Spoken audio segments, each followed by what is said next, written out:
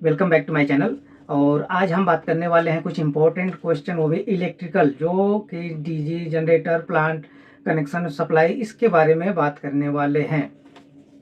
तो जैसा कि जो प्लांट को करंट कितना चाहिए, यानी कितना वोल्टेज प्लांट को ऑपरेटिंग के लिए चाहिए, तो ऑपरेटिंग वोल्टेज 415 होता है और मैक्सिमम 440, मिनिमम 380। लेकिन जो एवरेज वोल्टेज होता है 415, जिस पे प्लांट रन होता है, या तो डीजी से हो या तो सिविल लाइट आ रही हो, या जो ट्रांसफार्मर के माध्यम से लाइट आती है, दोनों कंडीशन में हमें यही वोल्टेज चाहिए होता है। और उसके बाद यदि जो प्लांट का लोड जो हम चेक करते हैं वो किस में चेक करते हैं, तो प्लांट का लोड जो है हम एम्पियर में चेक करते हैं। यानी प्लांट पे कितना लोड पड़ रहा है उसका गणना जो होगी एम्पियर में होगी। तो कभी जो फुल लोड भी काउंट करते हैं, जैसे प्लांट का मेन लोड कितना एम्पियर है, या किसी पर्सनल मोटर का भी लोड चेक करना है तो वो भी एम्पियर में ही होता है। एसी हो या डीसी हो, लोड ओनली एम्पियर में ही आता है। और जो प्लांट की वोल्टेज होती है उसकी फ्रिक्वेंसी कितनी होती है, तो फ्रिक्वेंसी 50 होती है। और जो इंडिया के लिए होती है 50 से 60 हर्ट्ज की जो फ्रिक्वेंसी होती है, अलग अलग कंट्री में डिफरेंस भी हो सकती है, लेकिन इंडिया में 50 हर्ट्ज की जो फ्रिक्वेंसी होती है वही चलती है, जनरेटर की हो, लाइट की हो, चाहे जिस भी इलेक्ट्रिक। यहाँ पे एक और क्वेश्चन होता है कि जो करंट हमें मिलता है प्लांट ऑपरेट करने के लिए, एसी होता है या डीसी होता है। तो हमेशा करंट एसी होता है। जनरेटर डीसी करंट उत्पादन करता है, लेकिन उसको फिर एसी में कन्वर्ट करके ही यूज किया जाता है, क्योंकि एसी करंट के ही हिसाब से सारे इक्विपमेंट बने होते हैं, इसलिए यहाँ पे डीसी नहीं होता है। यदि आगे प्लांट के अंदर डीसी की जरूरत होती है तो फिर उस एसी करंट को डीसी कन्वर्ट किया जाता है। और जो पीएलसी होती है, वहाँ पे पीएलसी को कितनी सप्लाई चाहिए होती है, तो पीएलसी को 24 वोल्ट डीसी चाहिए होता है। तो उसके लिए अलग से एसएमपीएस लगा होता है जो उसको वोल्टेज प्रोवाइड करता है। कभी आपकी पीएलसी नहीं भी ऑन हो रही तो आप एसएमपीएस भी चेक कर सकते हैं कि सप्लाई आ रहा है नहीं आ रहा है। और यदि यहाँ पे ये क्वेश्चन पूछ लिया जाए कि एक मोटर है जो कि हीट हो रही है, गर्म बहुत ज़्यादा हो रही है, मोटर को यदि चेक करते हैं तो हीटनेस ज़्यादा आ रही, क्या रीज़न हो सकता है, तो पहला रीज़न वोल्टेज ड्रॉप, दूसरा रीज़न ओवरलोड, तीसरा रीज़न बेयरिंग प्रॉब्लम। ये तीनों रीजन नहीं है तो मोटर हीट नहीं होगी। इसके अलावा कोई रीजन हो तो 3 रीजन से ही मोटर हीट होगी, या जल सकती है या खराब हो सकती है। यहाँ पे एक इंपॉर्टेंट क्वेश्चन है और ये भी बनता है कि प्लांट में अर्थिंग क्यों की जाती है। या आपसे पूछ लीजिए प्लांट में अर्थिंग है, जनरेटर की अर्थिंग इंपॉर्टेंट है, नहीं है। तो अर्थिंग जनरेटर, प्लांट या ट्रांसफार्मर की लाइट हो, अर्थिंग सबकी इंपॉर्टेंट है।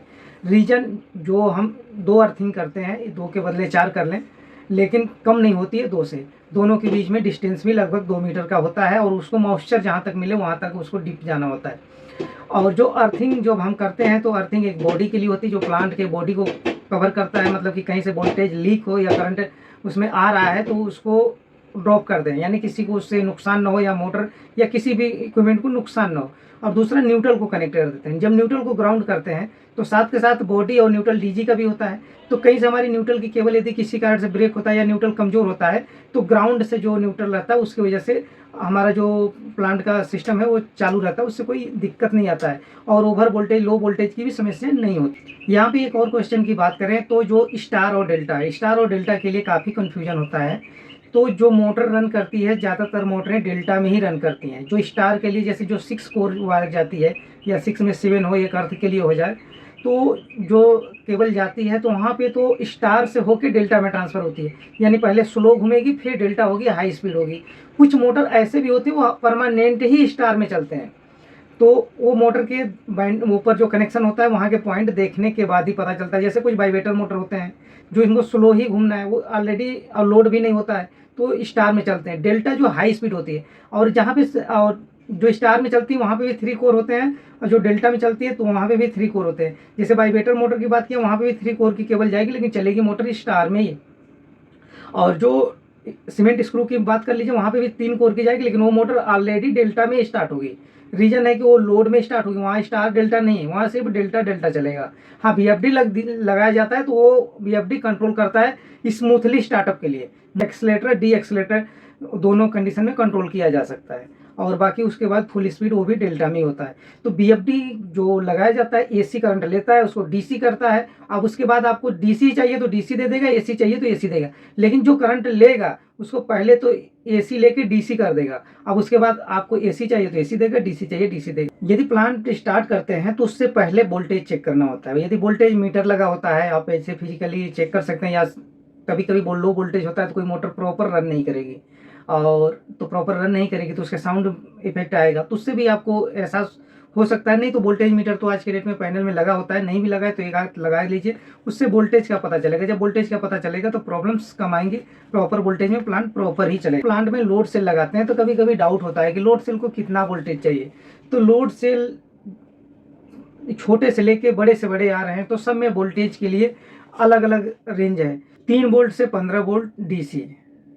तो यहाँ से आपके लोड सेल में जो रिक्वायरमेंट है, जो प्लांट से वोल्टेज जा रहा है, तो उसी आधार पर उसका आउटपुट रेजिस्टेंस मिलता है। लोड सेल में जो रिटर्न वोल्टेज मिलता है वो मिली वोल्ट में मिलता है, यानी वोल्ट से भी कम भी हो जाता है, तो कहीं कहीं वोल्ट से ऊपर आता है, लोड सेल के कैपेसिटी के ऊपर होता है। लेकिन उस लोड सेल में डीसी वोल्टेज आता है, तो वहाँ पे भी एसी करंट नहीं होता है, डीसी करंट होता है लोड सेल में। यहाँ पे एक जो प्लांट में जो सेफ्टी के लिए डिवाइस लगे होते हैं, लिमिट स्विच होता है और उसके अलावा जो डोर स्विच लगा होता है, उस सबको कंट्रोल करने के लिए मेन स्विच में यूवी कॉइल लगा होता है। तो यूवी कॉइल किस प्रकार से काम करता है, तो इसके ऊपर भी मेरा एक स्पेशल वीडियो बना है, आपको इसी वीडियो में मैं उसका लिंक पेस्ट कर दूंगा, आप वहां से उसको जाके देख सकते हैं। यदि आपसे क्वेश्चन के ही तौर पे कह दिया जाए कि ऐसा कौन सा पॉइंट है जहां पे पैनल बंद करने के बाद भी सप्लाई जाती है, तो है इमरजेंसी सिस्टम।